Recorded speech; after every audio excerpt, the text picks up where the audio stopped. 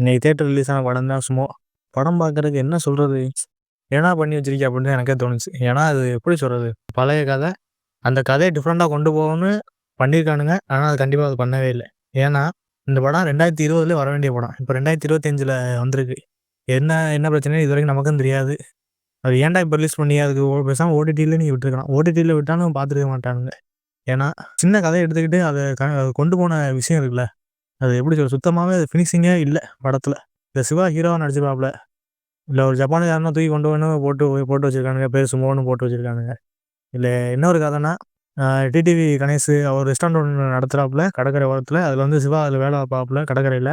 அதுல ஒரு வாட்டி அவரு சிவா அந்த கடற்கரை சைடு போகும்போது, என்னடா ஒரு பெரிய உருவம் மாரி கதவோர ஒதுங்கி கிடக்குன்னு சொல்லி பார்க்குறாப்புல. கடைசியில பார்த்தா அது ஒரு சுமோ.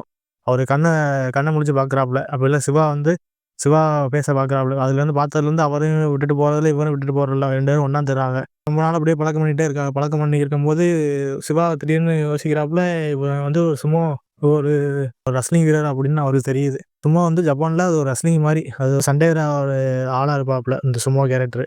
இந்த விஷயம்லாம் தெரிஞ்ச சிவா, அந்த சுமோவ வந்து ஜப்பானுக்கு வந்து கொண்டு போய் சேர்க்கிறாப்புலயா இல்லையா? இதான் கைஸ். அடுத்தது என்ன நடந்துச்சு? படத்தோட ஒரு கதை. அவ்வளோதான். இது என்ன சொல்றது? ஃபர்ஸ்ட் ஹாஃப்லாம் நல்லா ஒரு பக்கம் லேசா காமெடிங்கிற அளவுக்கு அவ்வளோ எதுவும் ஒர்க் அவுட் ஆகல. ஏன்னா, அதில காமெடிங்கிற லெவல்ல சிரிப்பே வரல சொல்லப்போனா படத்தில. ஏன்னா, அதில எப்படி சொல்றது? சிவாவுக்கு சுத்தமா சென்டிமென்ட்டே ஒர்க் ஆகாது. அதில சென்டிமென்ட்ட போட்டு எல்லாத்தையும் போட்டு திணிச்சு வச்சிருக்கானுங்க. சிவாவுக்கு வந்து காமெடி தான் ஒர்க் ஆகும். ஆனா, சென்டிமென்ட்னு தூக்கி உள்ள நுழைச்சு வச்சிருக்கானுங்க. கண்டிப்பா சொல்றேன். ஃபேமிலியோட போய் பார்க்கலாம். அவ்வளோதான். வேற ஒண்ணுமே கிடையாது படத்தில. கண்டிப்பா எப்படி சொல்றது? எதிர்பார்த்து போகாதீங்க. எதிர்பார்த்து போவே போகாதீங்க. டைம் ஓடல அப்படின்னு சொல்லிட்டு இந்த படத்த ஒரு வாட்டி உட்காந்து பார்க்கலாம். அவ்வளோதாங்க. வேற படத்த சொல்ற மாரி எதுவுமே கிடையாது.